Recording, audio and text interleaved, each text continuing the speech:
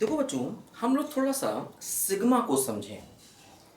Sigma देखो क्या होता है। जैसे मान लीजिए मैंने सिग्मा ऑफ आर लिखा, आर फ्रॉम 1 to 4 लिखा, तो इसका मतलब हम आर की वैल्यू को वेरी करेंगे। तो R1 होगा, R2 होगा, 3 होगा, 4 होगा, है ना। R जो है वो 1 से 4 तक जाएगा। और ध्यान रखना, जो भी वेरिएबल यहाँ पर आप लिखते हो वो हमेशा इंटीजर वैल्यूज लेता है ना, इंटीजर। ऐसा नहीं है कि R 1.1 या 1.2 होगा, ऐसा नहीं होगा। R हमेशा इंटीजर होगा, ठीक है। अब ऐसे मान लो अगर मैं लिखता हूँ sigma R into S, S from 0 to 6। तो अब देखो यहाँ पर दो चीजें हैं, R और S, लेकिन मान लीजिए हमने इस बार S को वेरी किया। तो अगर हम S को वेरी करेंगे, देखो S वेरी कर रहा है 0 से 6 तक, तो इसका मतलब R जो है वो चेंज नहीं होगा, अब सिर्फ S चेंज होगा, ठीक है। तो हम क्या करेंगे, देखो जैसे यहाँ पर R और S दो चीजें थी, S चेंज हो रहा है तो R को हम कांस्टेंट मान लेंगे। R हो गया, R को हम कांस्टेंट मान के बाहर निकाल लेंगे, ध्यान रखना, है ना। क्योंकि देखो जो सिग्मा का वेरिएबल है, जैसे यहाँ पर देखो सिग्मा का वेरिएबल S है, तो S अंदर रहेगा, बाकी चीजें हम बाहर निकाल सकते हैं।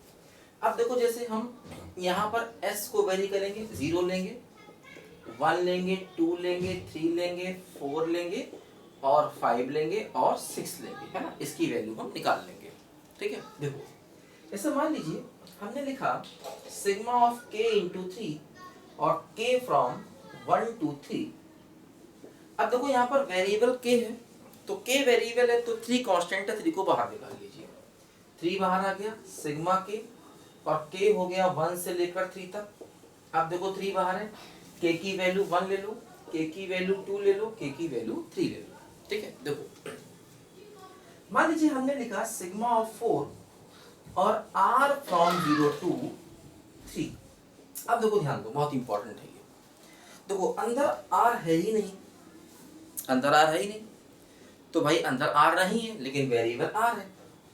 तो अब देखो ऐसा होगा यहाँ पर, जैसे हम चाहें तो 4 को बाहर भी ले सकते हैं, r फ्रॉम 0 to 3, और देखो ये 1 आया, 1, है ना।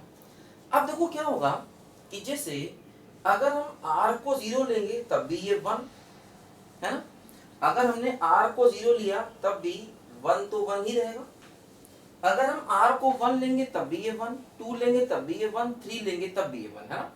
अगर हम r को 0 लेंगे तब भी ये 1, r को 1 लेंगे तब भी ये 1, r को 2 लेंगे तब भी ये 1 और r को 3 लेंगे तब भी ये 1।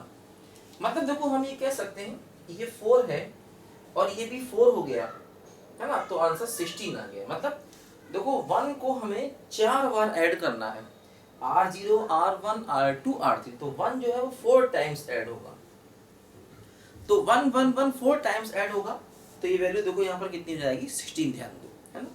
तो जैसे क्या होता है, मान लो अगर मैं कहता हूँ सिग्मा ऑफ k और k फ्रॉम 1 to n, तो अब k वेरी करेगा क्योंकि k वेरिएबल है, तो 1 + 2 + 3 से लेकर n तक जाएगा।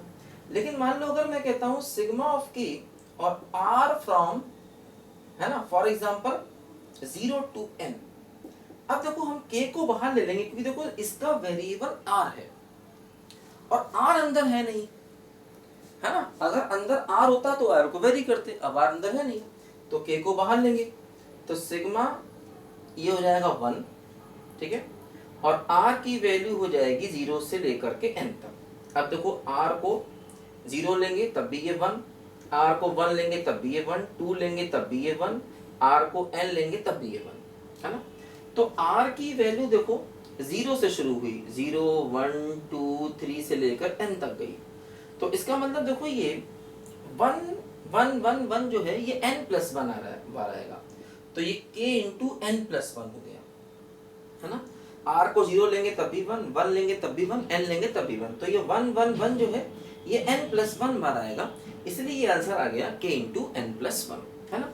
तो थोड़ा सा हमें सिग्मा को डील करना आना चाहिए कि भाई सिग्मा को कैसे डील किया जाता है। ये मैंने आपको सिग्मा की डील करना सिखाया और ये मैथ्स में बहुत जगहों पर हमारे काम आता है ना, कि भाई सिग्मा का मतलब क्या होता है। जैसे आमतौर पे लोग इस केस में गलती करते हैं, जैसे r 0 से 3 जा रहा है ना, तो 1 1 1 को 4 बार ऐड करना, 3 बार नहीं, है ना। लोग गलती करते हैं कि 1 1 1 को ऊपर का टर्म देख लेते हैं कि ऊपर 3 है तो 1 1 3 बार ऐड होगा, नहीं। r की वैल्यू 0 से 3 जा रही है तो ये 4 टर्म है, तो 1 1 1 में 4 बार आ रहा है, इसका मतलब ये आंसर 4 होगा। ठीक है, इसको लिखो जरा बच्चों पहले ध्यान से।